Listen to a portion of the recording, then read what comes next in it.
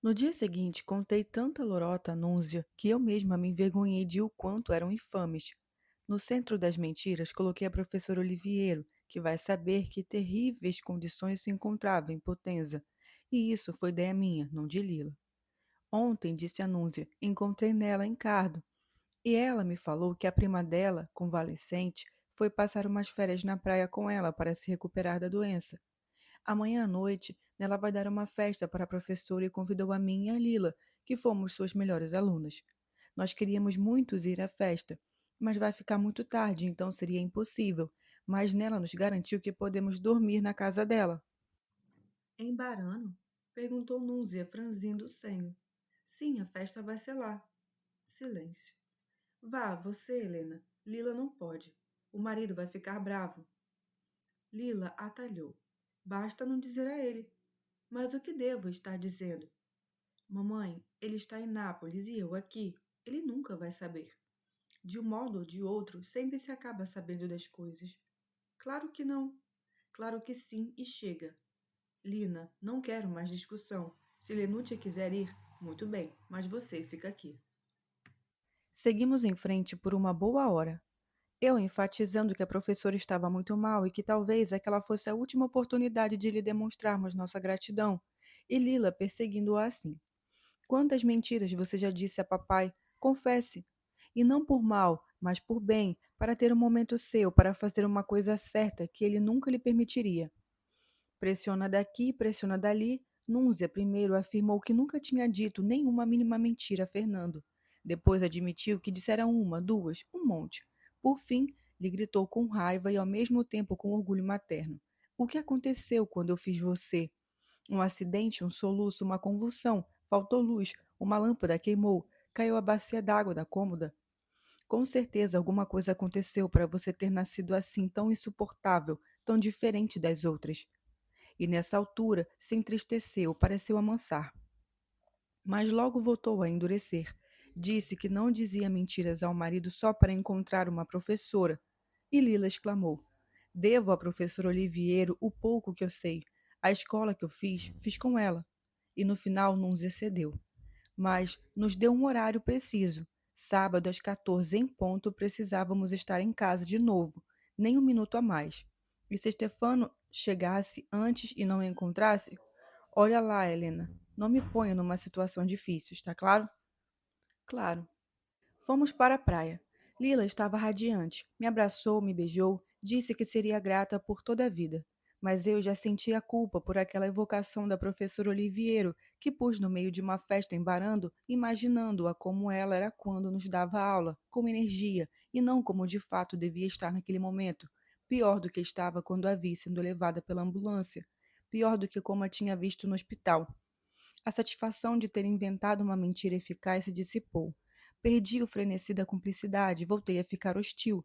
Me perguntei por que apoiava Lila, por que lhe dava cobertura. De fato, ela queria trair o marido, queria violar o vínculo sagrado do matrimônio, queria arrancar de si sua condição de esposa, queria fazer algo que, se Stefano descobrisse, lhe racharia a cabeça. De repente, me voltou à memória o que ela havia feito com sua foto vestida de noiva e senti uma dor no estômago. Agora, pensei, está se comportando do mesmo modo, mas não com uma foto, com sua própria condição de senhora Carraque. E também neste caso me envolve para ser ajudada. Nino é um instrumento, sim, como as tesouras, a cola, as tintas. Ele lhe serve para estrupiar-se. A que ação terrível ela está me impelindo. E por que me deixo levar? Quando chegamos à praia, ele estava nos esperando e perguntou ansioso: E então? Ela disse: Sim. Correram para a água sem sequer me convidar. De resto, eu não teria ido. Me sentia gelada de ansiedade. Por que tomar banho? Por que ficar na aula sozinha com medo das profundezas? O vento soprava, havia umas faixas de nuvens. O mar estava bem agitado. Mergulharam sem hesitar.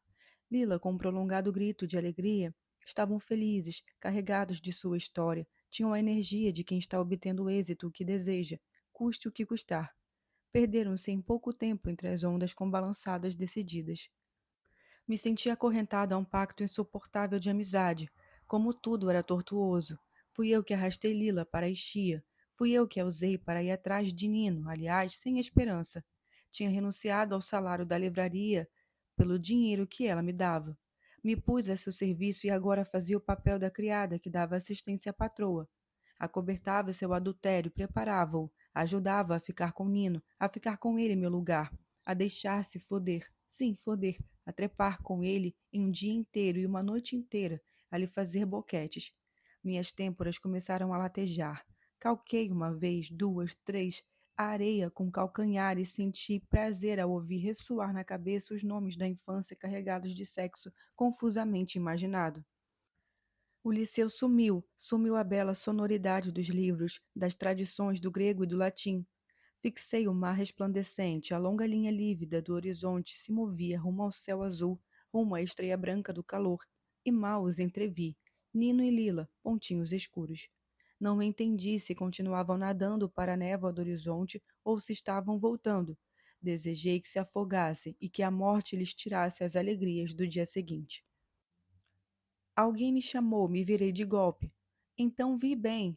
Falou debochado, uma voz masculina. Eu disse que era ela. Falou uma voz feminina. Reconheci ambos imediatamente e me levantei. Eram Michele Solara e Guilhola, acompanhados pelo irmão dela, um menino de 12 anos chamado Lelo. Fiz grandes festas para eles, embora não tenha dito, sente-se. Esperava que por algum motivo estivessem com pressa, que fosse embora logo, mas Guilhola estendeu sobre a areia com cuidado sua toalha e a de Michele, pôs a bolsa em cima, os cigarros e o isqueiro, e disse ao irmão: Deite na areia quente que está ventando. Você está com o calção molhado e vai se esfriar. O que fazer? Me esforcei para não olhar na direção do mar, quase como se agindo desse modo eles também não olhassem para lá, e prestei uma atenção entusiasmadíssima em Michele, que disparou a falar com aquele seu tom sem emoção, indiferente. Eles haviam tirado um dia de descanso. Fazia calor demais em Nápoles. Ferre de manhã, ferre à noite. Ar fresco. De todo modo, a loja da Piazza de Martiri estava sendo tocada por Pinucci e Afonso. Aliás, não, por Afonso e Pinucci, porque Pinucci não fazia grande coisa, mas Afonso era ótimo. Tinha sido justamente por sugestão de Pina que eles decidiram vir a Forio. Com certeza vocês vão encontrá-las, ela dissera. Basta caminhar pela praia. De fato, caminha, caminha, Guilhola gritou. Aquela não é Lenúcia? E aqui estamos. Repeti várias vezes que alegria, enquanto Michele subia distraidamente com os pés sujos de areia na toalha de Guilhola, tanto que ela o censurou. Um pouco mais de atenção. Mas inutilmente. Agora que ele tinha terminado o relato de como vieram parar em Chia, eu sabia que a verdadeira pergunta estava por vir. Pude lê-la em seus olhos antes mesmo que a formulasse. E Lina, onde está? Foi dar um mergulho. Com este mar? Não, não está tão agitado. Foi inevitável. Tanto ele quanto Guilhola se viraram para ver o mar meio de caracóis de espuma, mas o fizeram distraidamente, já estavam se acomodando nas toalhas. Michele repreendeu o menino, que queria tomar outro banho. Fique aqui, disse. Quer morrer afogado? E meteu em sua mão uma revista em quadrinhos, acrescentando para a noiva: Nunca mais vamos trazer este aqui. Guilhola me fez elogios.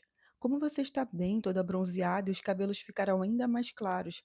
Sorri e me esquivei, mas só pensava numa coisa: preciso achar um modo de levá-los embora. Venham descansar em casa, disse. Nunzia está lá, vai ficar muito contente. Recusaram. A embarcação sairia dali a 2 horas. Prefeririam pegar um pouco mais de sol e depois repousariam no caminho. Então vamos ao bar. Vamos pegar alguma coisa, eu disse. Sim, vamos esperar Lina. Como sempre ocorria em momentos de tensão, me esforcei em eliminar o tempo com as palavras e parti numa rajada de perguntas, tudo o que me passava pela cabeça. Como estava Spenolo, o confeiteiro? Como estava Marcelo? Se tinha encontrado uma namorada? O que Michele achava dos novos modelos de sapato? E o que achava do pai dele? E o que achava sua mãe? E o que achava o avô? A certa altura, me levantei e disse: Vou chamar Lina. Fui para a beira do mar, comecei a gritar: Lina, volte, Michele e Guilhola estão aqui. Mas foi inútil. Ela não me ouviu. Voltei atrás, recomecei a falação para distraí-los. Esperava que Lila e Nino, voltando à orla, percebessem o perigo antes que Guilhola e Michele o vissem e assim pudessem evitar qualquer gesto de intimidade. Mas enquanto Guilhola ficou me ouvindo, Michele não teve nem a gentileza de fingir. Ele viera a estia justamente para encontrar Lila e conversar com ela sobre os novos sapatos. Eu tinha certeza disso, e lançava longos olhares ao mar cada vez mais agitado. Por fim, a avistou. Viu enquanto saía da água, os dedos entrelaçados aos de Nino, um casal que não passava despercebido de tanto que era bonito, ambos altos, ambos naturalmente elegantes, os ombros que se roçavam, os sorrisos que trocavam. Estavam tão absortos em si que não notaram que eu estava em campanha. Quando Lila reconheceu Michele e recolheu a mão, já era tarde. Guilhola talvez não tenha percebido nada. O irmão estava lendo os quadrinhos, mas Michele viu e fixou o olhar em mim, como se quisesse ler em meu rosto o atestado do que acabara de presenciar. Deve ter tido a confirmação numa espécie de espanto. Disse sério, com a lentidão de voz que assumia quando se tratava de enfrentar algo que demandava rapidez e decisão. 10 minutos, só o tempo de nos despedir e depois vamos. Na verdade, ficaram mais de uma hora. Quando Michele ouviu o sobrenome de Nino, que apresentou acentuado muito o fato de que era um colega nosso da escola fundamental, além de meu colega de liceu, ele se saiu com a pergunta mais irritante. Você é filho daquele que escreve no Roma e no Napoli Note? Nino assentiu com indiferença, e Michele olhou fixamente com um longo segundo, como se quisesse encontrar nos olhos do outro a confirmação daquele parentesco. Depois não lhe dirigiu mais a palavra, falou sempre e apenas com Lila. Lila foi cordial, irônica, às vezes pérfida. Michele disse: aquele fanfarrão do seu irmão jura que foi ele quem projetou os sapatos novos. E é verdade. Então é por isso que são esse lixo? Pode apostar que esse lixo vai vender ainda mais que os outros. Pode ser, mas só se você vier trabalhar na loja. Você já tem Guilhola, que trabalha muito bem. Preciso de Guilhola no bar. Problema é seu, eu já estou na charcutaria. Mas você vai ser transferida para a Piazza de Martiri, madame, e terá carta branca. Carta branca, carta preta. Pode ir desistindo. Eu estou bem onde estou. E a coisa seguiu nesse tom. Os dois pareciam jogar frescobol com as palavras. Eu e Guilhola, de vez em quando, tentávamos dizer algo, principalmente Guilhola, que estava furiosa com o modo como o noivo falava de seu futuro sem sequer consultá-la. Quanto a Nino, notei que estava esperando, e espantado também, ou talvez admirado pela maneira de Lila sempre achar frases adequadas às de Michele, em dialeto, hábil e destemida. Finalmente, o jovem Solaras anunciou que precisavam ir embora. O guarda-sol com as coisas deles estavam bem longe. Se despediu de mim, se despediu de Lila efusivamente, reiterando que a esperava na loja ainda em setembro. Quanto a Nino, lhe falou sério, como a um subalterno a quem se manda comprar um maço de Nazionale. Diga a papai que ele fez muito mal ao escrever a decoração da loja e não agradava. Quando se é pago, é preciso escrever que tudo é lindo, maravilhoso. Senão, dinheiro nunca mais. Nino se atolou na surpresa, talvez na humilhação, e não respondeu. Guilhola lhe estendeu a mão, ele a apertou mecanicamente. O casal se retirou, levando atrás de si o menino, que continuou lendo a revistinha enquanto caminhava. Eu estava com raiva, aterrorizada, descontente com cada palavra e a cada gesto meu. Assim que Michelle estava longe o suficiente, disse a Lila, de modo que Nino também escutasse. Ele viu vocês. Nino perguntou incomodado. Quem é ele? Um camorrista de merda que se acha grande coisa, disse Lila com desprezo. Eu a corrigi imediatamente. Nino precisava saber. É o sócio de seu marido. Vai contar tudo a Stefano. Tudo o quê? Reagiu Lila. Não dá para contar nada. Você sabe muito bem que eles vieram para espionar. É, e quem está se fodendo para eles? Eu estou me fodendo. Paciência, de todo modo, mesmo que você não me ajude, as coisas vão acontecer como tem que ser. E, quase como se não estivesse presente, passou a combinar com Nino o dia seguinte. No entanto, ao passo em graça, justamente aquele encontro com Michele Solara era parecia centuplicado as coisas e as energias. Ele parecia um brinquedinho sem corda, murmurou. Tem certeza de que não vai se meter em encrencas por minha culpa? Lila fez um carinho em sua bochecha. Não quer mais? O toque pareceu reanimá-lo. Só estou preocupado com você. Deixamos Nino logo e voltamos para casa. Durante o caminho, tracei cenários catastróficos. Michele vai falar com o Stefano esta noite. Stefano vai correr para cá amanhã de manhã. Não vai te encontrar em casa. Nunzio mandará até Barano. Não te encontrará em Barano. Você vai perder tudo, Lila. Escute o que eu estou lhe dizendo. Desse jeito, não só você se desgraça, mas eu também. Minha mãe vai me roer os ossos. Mas ela se limitou a me ouvir distraída, a sorrir, a me repetir de várias maneiras um único conceito. Eu gosto muito de você, Helena, e vou gostar sempre. Por isso espero que você experimente pelo menos uma vez na vida isto que estou experimentando neste momento. Então pensei: pior para você. Passamos a noite em casa. Lila foi gentil com a mãe, quis ela mesmo cozinhar, quis servir os pratos, tirou a mesa, lavou a louça, chegou a se sentar nos joelhos da mãe, a lhe abraçar o pescoço, a apoiar a testa em sua testa com uma repentina melancolia.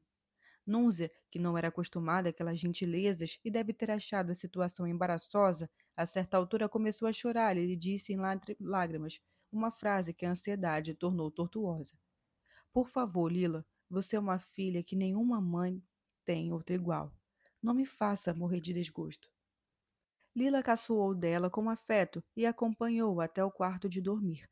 De manhã, foi ela que me tirou da cama. Uma parte de mim estava tão sofrida que não queria acordar e se dar conta do dia.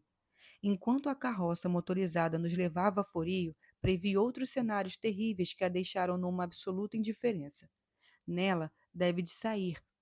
Nela está com hóspedes e não tem lugar para mim. Os Sarratori decidem de repente vir a Forio para visitar o filho. Ela replicou sempre em tom brincalhão. Se nela não estiver, a mãe de Nino hospedará você. Se não tiver lugar, você vem dormir com a gente. Se toda a família Sarratori vier bater na porta de Bruno, não abrimos. E continuamos assim, até que pouco antes das 9 chegamos ao destino. Nino estava à espera na janela, correu para abrir o portão, me fez um sinal de despedida e puxou Lila para dentro. O que até aquele portão ainda podia ser evitado, a partir daquele momento se tornou um mecanismo irrefreável. Às custas de Lila, com a mesma condução, tomei o rumo de Barano. Ao longo do percurso, percebi que não conseguia realmente odiá-los. Sentia rancor em relação a Nino. Seguramente nutria por Lila sentimentos hostis.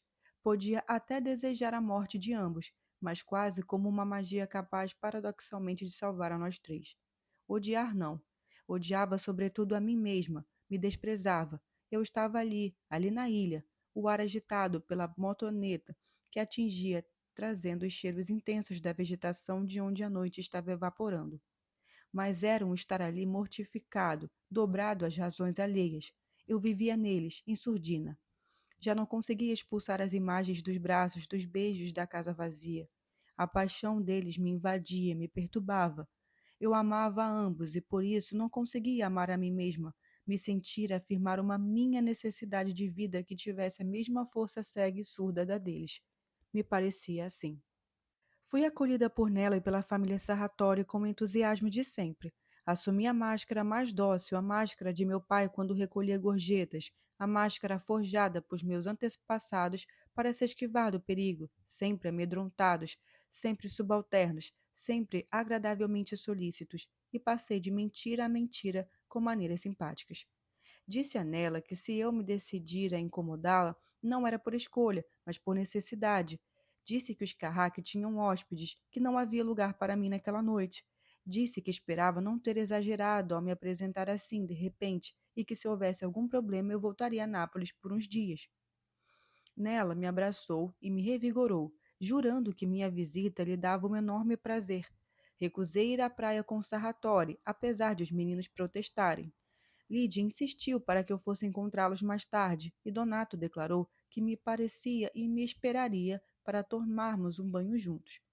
Fiquei com Nela, ajudei-a a arrumar a casa, a fazer o almoço.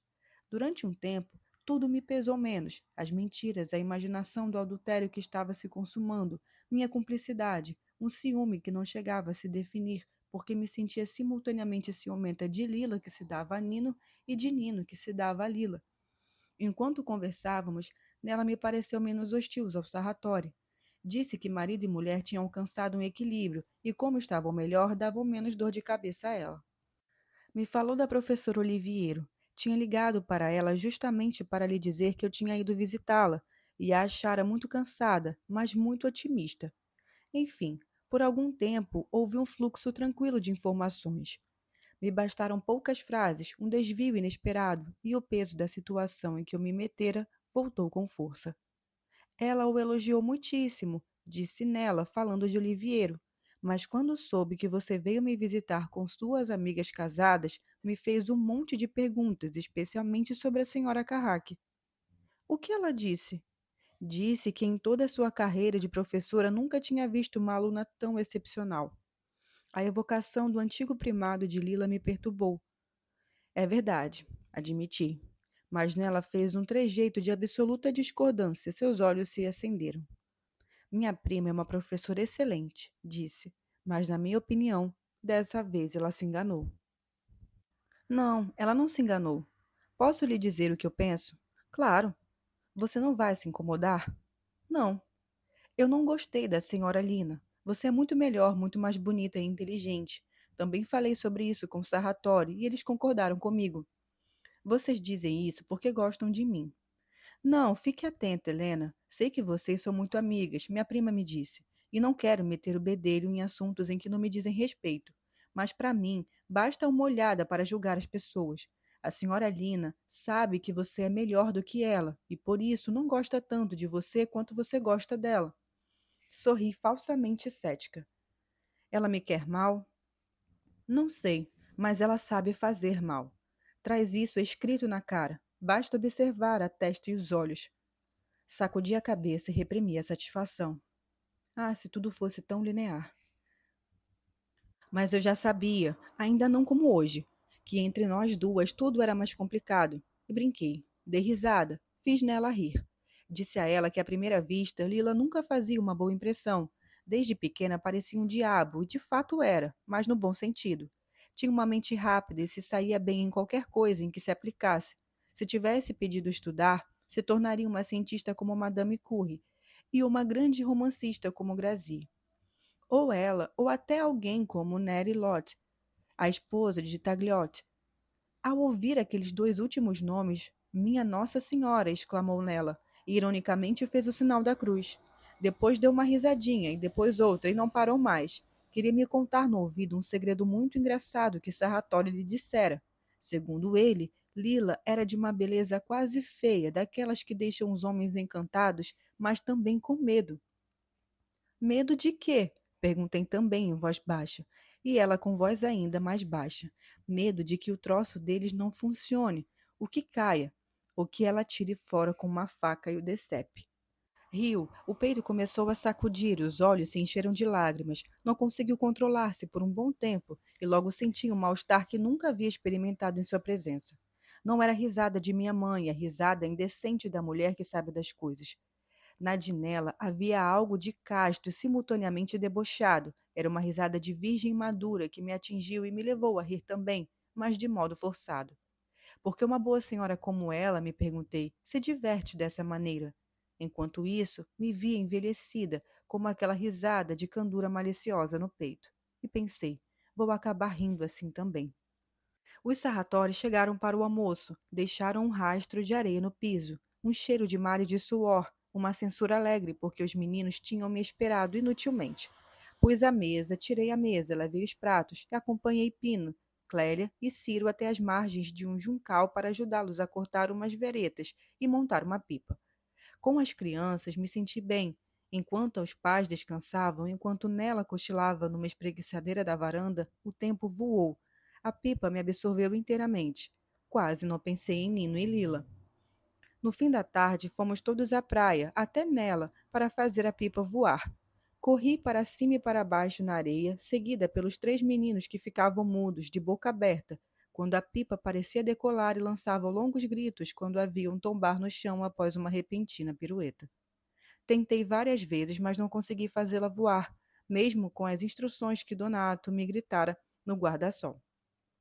Por fim, toda suada, desisti e disse a Pino, Clélia e Ciro: peçam a papai. Sarratori chegou arrastado pelos filhos, checou a estrutura das hastes, do papel e da seda azul, o fio. Depois estudou o vento e começou a correr para trás com pequenos saltos energéticos, apesar do corpo pesado. Os meninos o seguiram entusiasmados, e eu também me reanimei e comecei a correr ao lado deles, até que a felicidade que eles expandiam também me contagiou.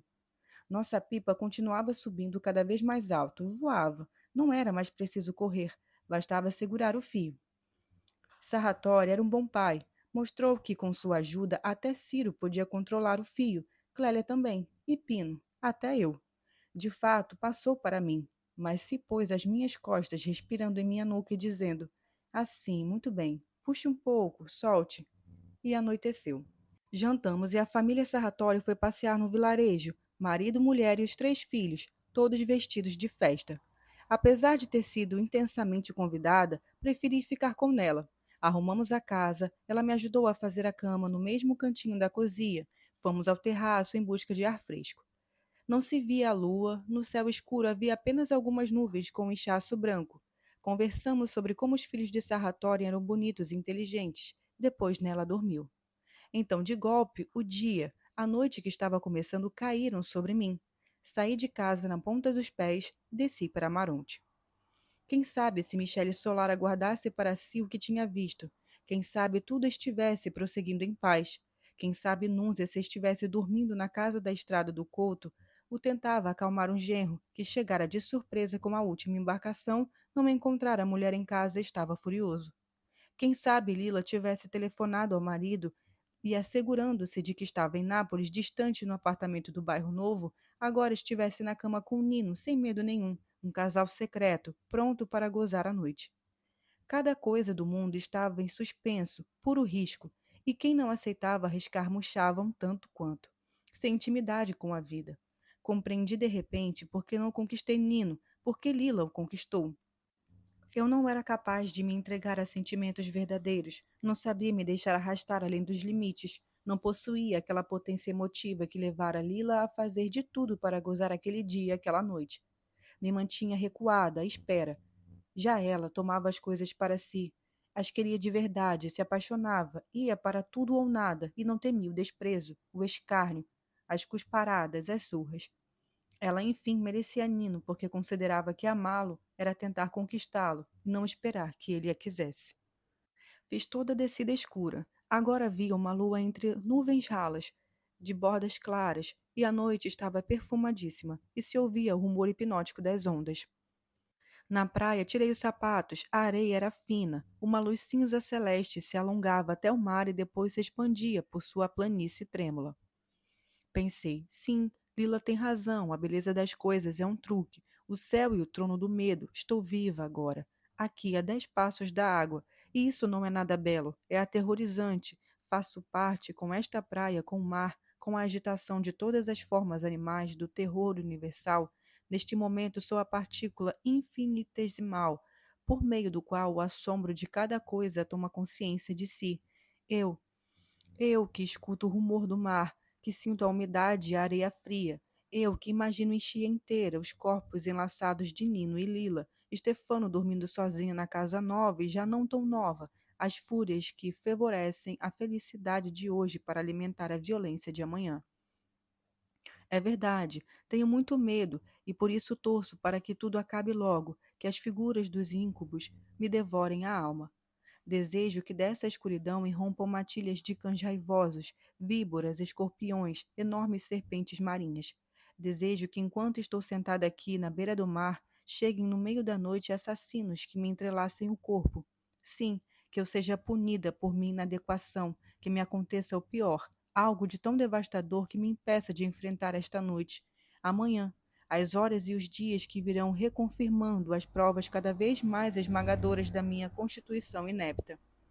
Tive pensamentos assim, pensamentos exaltados de menina humilhada. Me abandonei e elas por não sei quanto tempo. Depois alguém disse: Helena, e me tocou o ombro com dedos frios. Estremeci. Meu coração se contraiu tão gelado que quando me virei num instante, reconheci Donato Sarratori. A respiração me explodiu da garganta como o gole de uma poção mágica, dessas que nos poemas devolvem a força e a urgência de viver. Donato me disse que nela tinha acordado, não me encontrara em casa e estava preocupada. Lídia também estava um pouco apreensiva, por isso lhe pedira que viesse me procurar. O único que achava normal que eu não estivesse em casa era ele. Tinha acalmado as duas mulheres e dissera: vão dormir, com certeza ela saiu para aproveitar a lua na praia. No entanto, para agradá-las e por prudência, tinha vindo checar se estava tudo bem. E de fato aqui estou eu, sentada, escutando a respiração do mar e contemplando a divina beleza do céu. Falei assim, mais ou menos nessas palavras. Ele se sentou ao meu lado, murmurou que conhecia tão bem quanto a si mesmo. Tínhamos a mesma sensibilidade pelas coisas belas, a mesma necessidade de desfrutá-las, a mesma necessidade de buscar as palavras certas para dizer como a noite era suave, como a lua era deslumbrante, como o mar cintilava, como duas almas sabem encontrar-se e reconhecer-se no escuro, no ar perfumado. Enquanto falava, senti com clareza o ridículo de sua voz imposta. Mas pensei, quem sabe realmente somos feitos do mesmo barro, quem sabe estamos de fato condenados sem culpa a uma mesma e idêntica mediocridade. Assim apoiei a cabeça em seu ombro e murmurei: estou com um pouco de frio. E ele prontamente passou um braço em volta da minha cintura, me puxou devagar para perto de si e me perguntou se assim estava melhor. Respondi: sim, num sopro. E Sarratori levantou meu queixo com o polegar e o indicador, encostou levemente os lábios nos meus e perguntou: e assim? E então me cobriu de beijos cada vez mais leves, continuando a murmurar: e assim? E assim? Ainda está com frio? Está melhor assim? E agora está melhor? Sua boca era quente e úmida. A acolhi na minha com crescente gratidão, tanto que o beijo se tornou cada vez mais longo. A língua roçou a minha, empurrando-a, afundou a minha boca. Me senti melhor. Me dei conta de que recuperava terreno, que o gelo cedia, se derretia, que o medo se aquecia de si, que as mãos dele congelavam e cancelavam também o frio, mas de leve, como se fosse feito de estranhos finíssimos, e Sarratori tivesse a habilidade de limá-los, com precisão cautelosa, um a um, sem os lacerar e que até sua boca tivesse essa capacidade, e os dentes, a língua, e por isso ele soubesse muito mais sobre mim do que Antônio jamais conseguiria aprender, que soubesse até o que eu mesma sabia. Eu tinha um eu oculto. Compreendi que dedos, boca, dentes e língua sabiam extrair. Extrato após extrato, abandonou todo o esconderijo, se expôs de modo despodurado, e Sarratori mostrou saber a maneira de evitar que fugisse, que se envergonhasse, soube retê-lo como se fosse a razão absoluta de seu movimento afetuoso, de suas pressões, ora suaves, ora frenéticas. Durante todo o tempo, não me arrependi nenhuma vez de ter aceitado o que estava ocorrendo. Não mudei de ideia e tive orgulho disso. Queria que fosse assim, o impus a mim mesma. Fui ajudada, talvez, pelo fato de que Sarratori paulatinamente se esqueceu que seu linguajar floreado, de que, ao contrário de Antônio, não demandou nenhuma atitude minha, não pegou minha mão para que o tocasse, limitando-se a me convencer de que tudo em mim lhe agradava e se aplicando em meu corpo com zelo a devoção e o orgulho do macho, todo absorto na demonstração de como conhecia a fundo as mulheres. Não ouvi nem sequer constatar: você é virgem. Provavelmente tinha tanta certeza de que minha condição que se surpreenderia do contrário. Quando fui arrastada por uma necessidade de prazer tão exigente e egocêntrica a ponto de apagar não só tudo o mundo sensível, mas também o corpo dele, velho a meus olhos, e as etiquetas com que era classificável, pai de Nino, ferroviário, poeta, jornalista, Donato Sarratori, ele percebeu e me penetrou. Senti que de início o fazia com delicadeza, depois com um choque preciso e decidido, que me causou um rasgo no ventre, uma pontada logo substituída por um ondejar ritmado, uma esfregação, um tranco, um esvaziar-se e preencher-me a golpes de desejo sôfrego. Até que se tirou para fora, um arranque, emborcou de costas na areia e emitiu uma espécie de rugido estrangulado. Ficamos em silêncio, o mar voltou, o céu tremendo, me senti aturdida. Isso impeliu mais uma vez Sarratori a seu lirismo barato. Achou que devia reconduzir-se a mim, mesmo as palavras ternas. Consegui tolerar ao máximo que pude, um par de frases. Levantei bruscamente, sacudi a areia dos cabelos, do corpo inteiro, me ajeitei como pude. Quando ele arriscou: onde podemos nos encontrar amanhã? Respondi a ele em italiano, com uma voz calma e segura de si, que ele estava enganado. Não devia me procurar nunca mais, nem em Setara, nem no bairro. E como ele me deu um sorrisinho cético, eu disse o que Antônio, filho de Melina, podia fazer com ele, e nada em comparação ao que ele faria a Michele Solara, pessoa que eu conhecia bem e a quem bastaria dizer uma palavra para que ele se desse mal. Disse que Michele já não via a hora de quebrar-lhe a cara, porque ele tinha recebido dinheiro para escrever sobre a loja da Piazza de Martiri e não fizera bem seu trabalho. Durante todo o percurso de volta, continuei ameaçando, em parte porque ele voltara à carga com frasezinhas melosas e eu queria que entendesse meus sentimentos com clareza, em parte porque eu estava maravilhada de como o tom de ameaça, que desde pequena eu já exercitava em dialeto, me soava bem, inclusive em língua italiana. Temia encontrar as duas mulheres acordadas, mas ambas estavam dormindo. Não estavam preocupadas a ponto de perder o sono, me consideravam sensata, confiavam em mim. Dormi profundamente. No dia seguinte, acordei alegre, e mesmo quando Nino, Lila e o acontecimento dos Maronte me chegaram aos fragmentos, continuei me sentindo bem. Conversei longamente com Nela, tomei café com Sarratori. Não me desagradou a gentileza falsamente paternal com que Donato me tratou. Nem por um instante pensei que o sexo com aquele homem, um tanto inchado, vaidoso e conservador, tivesse sido um erro. No entanto, vê-lo ali à mesa, ouvi-lo e ter consciência de que foi ele quem me desvirginou, me causou repulsa. Fui à praia com toda a família, tomei banho com as crianças, deixei atrás de mim um rastro de simpatia. Cheguei a Forio, pontualíssima. Chamei Nino, ele apareceu logo. Recusei-me a subir, um pouco porque devíamos escapar o mais depressa possível, um pouco porque não queria guardar na lembrança imagens dos cômodos que Nino e Lila tinham habitado sozinhos por quase 2 dias. Esperei. Lila não chegava. A ansiedade retornou de golpe. Imaginei que Stefano tivesse arranjado um jeito de partir de manhã, que estivesse desembarcado algumas horas antes do previsto, que aliás já estava indo para casa. Chamei mais uma vez. Nino voltou a aparecer. Me fez sinal para aguardar só um minuto.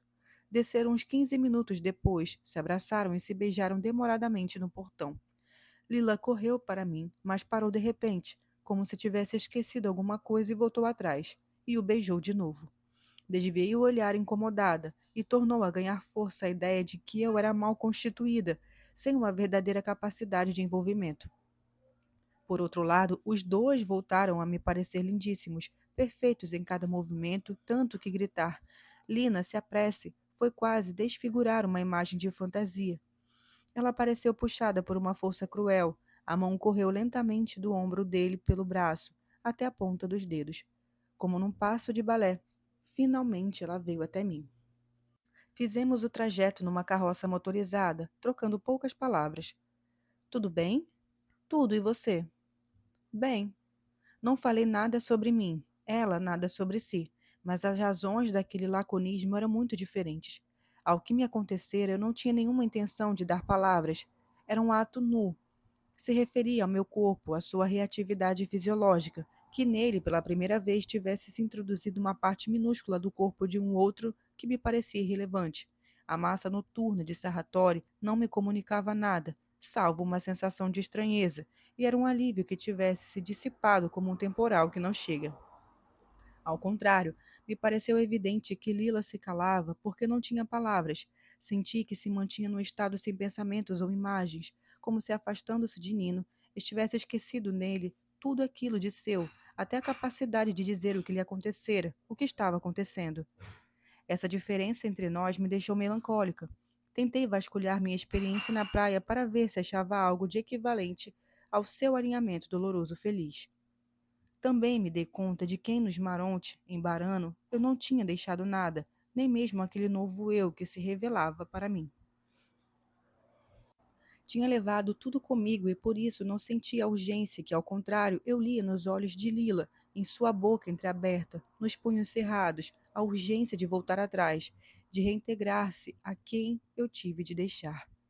E se aparentemente minha condição podia parecer mais sólida, mais compacta, o fato é que ao lado de Lila eu me sentia pantanosa, terra demasiado impregnada de água. Ainda bem que só mais tarde li os seus cadernos. Ali havia páginas e páginas sobre aquele dia e aquela noite com Nino, e o que aquelas páginas diziam era exatamente o que eu não tinha a dizer. Lila não escreveu uma palavra sequer que contasse prazeres sexuais, nada que pudesse ser útil para aproximar sua experiência da minha. Em vez disso, falava de amor e o fazia de modo surpreendente. Dizia que desde o dia do casamento até aqueles dias em Chia, ela estivera sem se dar conta a ponto de morrer. Descrevia minuciosamente uma sensação de morte iminente, baixa de energia, sonolência, uma forte pressão no centro da cabeça, como se entre o cérebro e os ossos do crânio houvesse uma bolha de ar em contínua expansão, a impressão de que tudo se movesse depressa e em fuga, de que a velocidade de cada movimento de pessoas e coisas fosse excessiva e se chocasse com ela, a ferisse, lhe causasse dores físicas na barriga e dentro dos olhos. Dizia que tudo isso era acompanhado de um embotamento dos sentidos, como se a tivesse envolvido em um chumaço e suas feridas não te vivessem no mundo real, mas de um interstício entre o corpo e a massa de algodão hidrófilo dentro da qual se sentia embalada. Por outro lado, admitia que a morte iminente lhe parecia tão certa que lhe tirava o respeito por qualquer coisa, sobretudo por si mesma, como se nada mais importasse e tudo merecesse ser destruído. Às vezes, era dominada pela fúria de exprimir-se sem nenhuma mediação, exprimir-se pela última vez, antes de se tornar como Melina, antes de atravessar a estrada justo enquanto chegasse um caminhão e a ser atropelada, arrastada para longe. Nino havia mudado aquele estado, arrancara-a da morte, e o tinha feito já quando, na casa de Galiane, a convidara para dançar e ela recusara, aterrorizada por aquela oferta de salvação. Depois enchia, dia após dia, ele assumir a potência do Salvador, lhe restituir a capacidade de sentir, sobretudo ressuscitara nela o senso de si. Sim, tinha ressuscitado. Linhas e linhas e linhas tinham em seu centro o conceito de ressurreição, uma elevação estática, o fim de qualquer vínculo e, no entanto, o prazer indivisível de um novo vínculo, um ressurgimento que era também uma insurgência. Ele e ela e ele, juntos, a reaprender a vida, exilando seu veneno, reinventando-a como pura alegria de pensar e de viver. Isso, de modo simplificado, as palavras dela eram muito bonitas. O meu é apenas um resumo. Se ela me tivesse dado seus diários na época, no veículo que nos levava, eu teria sofrido ainda mais, porque teria reconhecido nela sua plenitude realizada ao avesso de meu vazio. Teria compreendido que ela se detonara e se defrontara com algo que eu acreditava conhecer, que tinha achado que sentia por Nino, e que, no entanto, desconhecia e talvez nunca viesse a conhecer senão numa forma fraca, esmaecida. Teria compreendido que ela não estava jogando com ligeireza uma partida de verão, mas que dentro dela estava crescendo um sentimento violentíssimo que a arrebataria. Porém, enquanto voltávamos para Núzia depois das nossas violações, não soube furtar-me ao sentimento habitual e confuso de disparidade, a impressão, recorrente em nossa história, de que eu estava perdendo alguma coisa que ela, ao contrário, estava conquistando. Por isso, a intervalos, sentia necessidade de equilibrar as coisas, de lhe dizer como eu tinha perdido a virgindade entre o mar e o céu à noite, na praia dos Marontes. Poderia não mencionar o nome do pai de Nino, pensei. Poderia inventar um marinheiro, um contrabandista de cigarros americanos e contar a ela o que me aconteceu, dizer como foi bonito. Mas compreendi que falar de mim, do meu prazer, não me importava. Eu queria fazer o meu relato apenas para induzi-la a fazer o dela e saber quanto prazer tinha recebido de Nino e compará-lo com o meu e me sentir, esperava, em vantagem. Por minha sorte, intuí que ela nunca o diria, e que somente eu acabaria por me expor, estupidamente. Então fiquei em silêncio, e ela também. Uma vez em casa, Lila recuperou a palavra e, com isso, uma expansividade superexcitada. Núzia nos acolheu intimamente aliviada por nosso retorno e, mesmo assim, hostil. Disse que não tinha pregado o olho, que ouvira rumores inexplicáveis pela casa, que tivera medo dos fantasmas e de assassinos. Lila a abraçou e Núzia quase a repeliu. E então, se divertiu muito? Perguntou. Muitíssimo. Quero mudar tudo. Quer mudar o quê? Lila riu. Vou pensar e lhe digo. Antes, diga a seu marido, retrucou Núzia, com um inesperado tom cortante. A filha a olhou maravilhada, de uma maravilha satisfeita e talvez meio comovida, como se a sugestão lhe parecesse justa e urgente. Sim, ela disse e foi para o quarto. se trancando em seguida no banheiro.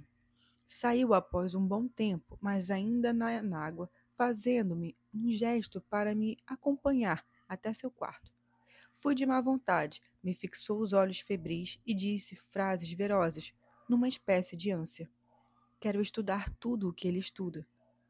Ele está na universidade, são coisas complicadas. Quero ler os mesmos livros que ele, quero entender bem as coisas que pensa, quero aprender não para a universidade, mas para ele. Lila, não banque a doida. A gente combinou que você ouviria esta vez e depois chega. O que você tem? Se acalme, Stefano está chegando. Na sua opinião, se eu me esforçar muito, vou poder entender as coisas que ele entende? Não aguentei mais. O que eu já sabia e que, no entanto, me ocultava, ficou muito claro naquele momento. Agora ela também via em Nino a única pessoa capaz de salvá-la. Ela se apossara de um velho sentimento meu, se apropriara dele. E sabendo bem o tipo que ele era, eu não tinha dúvidas. Teria abatido qualquer obstáculo e iria até o fim. E respondi com dureza. Não, são assuntos difíceis. Você está muito atrás em tudo. Não lê jornal, não sabe quem está no governo, não sabe nem mesmo quem manda em Nápoles. E você sabe essas coisas? Não. Ele acha que você sabe, já disse. Ele a admira muito. Fiquei vermelha e murmurei. Estou tentando aprender, e quando não sei, faço de conta que sei. Mesmo fazendo de conta, pouco a pouco se aprende. Você pode me ajudar? Não, de jeito nenhum, Lila. Você não deve fazer isso. Deixe Nino em paz. Por causa sua, ele já anda dizendo que quer largar a universidade. Ele vai continuar estudando, nasceu para isso. De todo modo, muitas coisas sem ele, nem ele sabe. Se eu estudar aquilo que ele não sabe, posso lhe explicar quando for preciso, e assim lhe será útil depois. Preciso mudar, Helena, e logo. Desabafei de novo. Você é casada, precisa tirá-lo da cabeça. Você não é adequada às exigências dele. E quem é adequada? Quis feri-la e disse: Nádia. Ela, e ele a deixou por mim. Então tudo bem. Não quero mais ouvir sua conversa. Vocês dois são loucos. Façam o que quiserem. Fui embora para o meu quarto consumida pelo desgosto. Stefano chegou na hora de sempre. Nós três o recebemos com falsa alegria, e ele foi gentil, mas estava um pouco tenso, como se por trás da face benévola houvesse uma preocupação.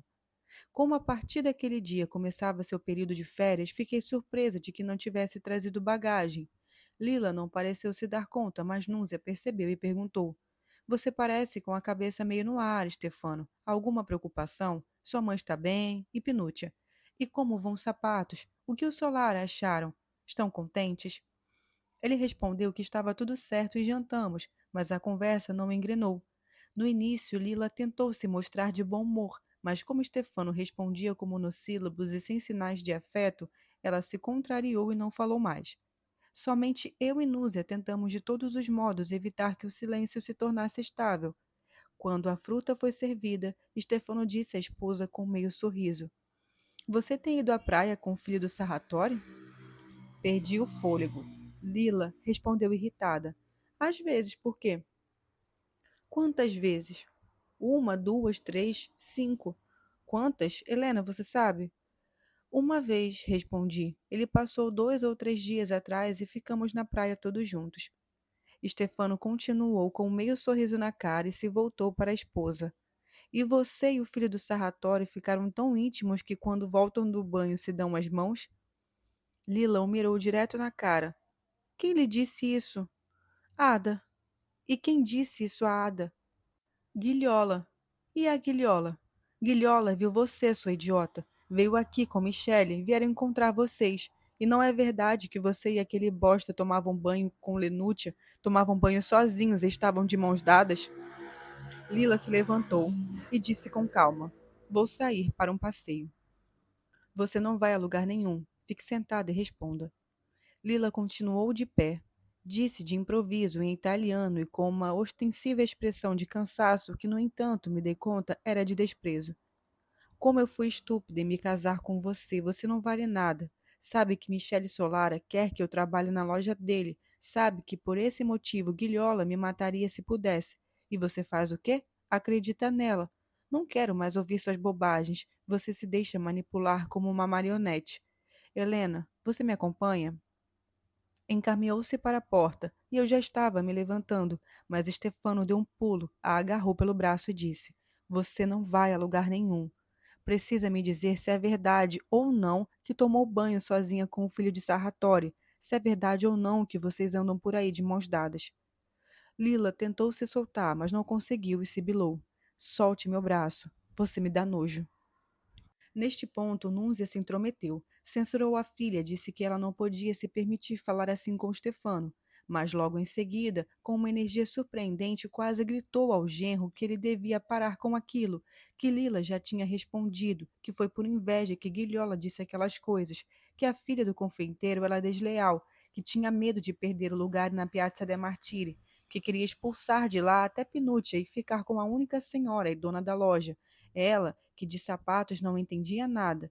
Ela, que nem doce sabia fazer, enquanto tudo era mérito de Lila, inclusive a prosperidade da nova charcutaria, e portanto a filha não merecia ser tratada daquele modo. Não, não merecia.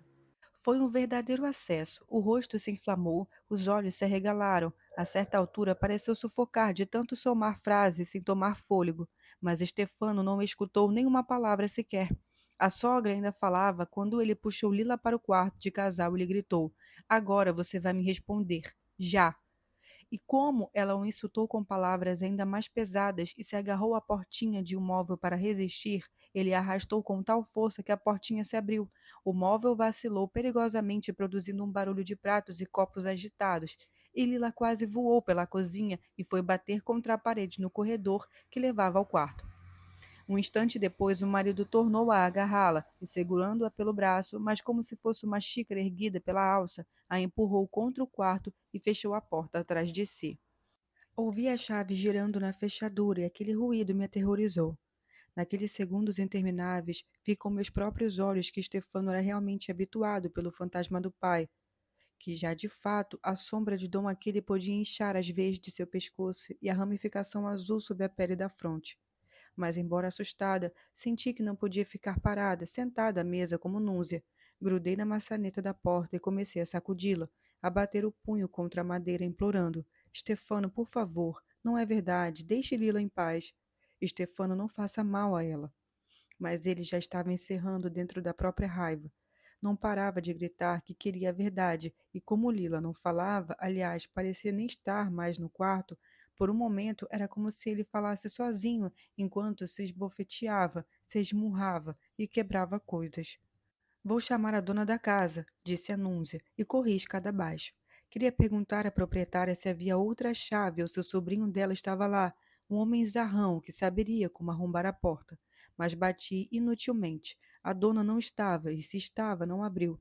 Enquanto isso, os urros de Stefano faziam as paredes vibrar, se expandiam pela estrada, pelo juncal, em direção ao mar. E, no entanto, pareciam não encontrar outros ouvidos além dos meus. Ninguém que aparecesse nas janelas das casas vizinhas, ninguém que acorresse. Apenas a ouviam, mas em um tom menor, as súplicas de Núzia alternadas à ameaça de que se Stefano continuasse machucando a filha, ela contaria tudo a Fernando e a Rino, e tão certo quanto Deus existe, eles o matariam. Voltei para cima correndo. Não sabia o que fazer. Me joguei com todo o peso do corpo contra a porta. Gritei que tinha chamado a polícia e que os guardas estavam chegando. Depois, visto que Lila continuava sem dar sinais de vida, comecei a berrar. Lila, você está bem? Por favor, Lila, me diga como você está. Somente então escutamos sua voz. Não se dirigia a nós, mas ao marido, Gélida. Quer saber a verdade? Sim, eu e o filho de Sarratório fomos todos tomar banho de mãos dadas. Sim, fomos para o alto mar e nos beijamos e nos bolinamos. Sim, deixei que ele me fudesse 1000 vezes e assim descobri que você é um merda, que não vale nada, que só quer de mim coisas nojentas que me fazem vomitar. Está bem assim? Está contente? Silêncio. Depois daquelas palavras, Stefano não deu um pio. Eu parei de bater na porta. Núzia parou de chorar. Os rumores externos foram voltando, os carros que passavam, alguma voz distante, o bater de asas das galinhas. Alguns minutos se passaram e foi Stefano que recomeçou a falar, mas num tom tão baixo que não conseguimos ouvir o que ele dizia. De todo modo, eu entendi que estava bastante e buscando uma maneira de se acalmar. frases breves, desconexas. Deixe ver o que você se fez, fique tranquila, pare com isso. A confissão de Lila deve ter lhe parecido tão insuportável que acabara recebendo como uma mentira.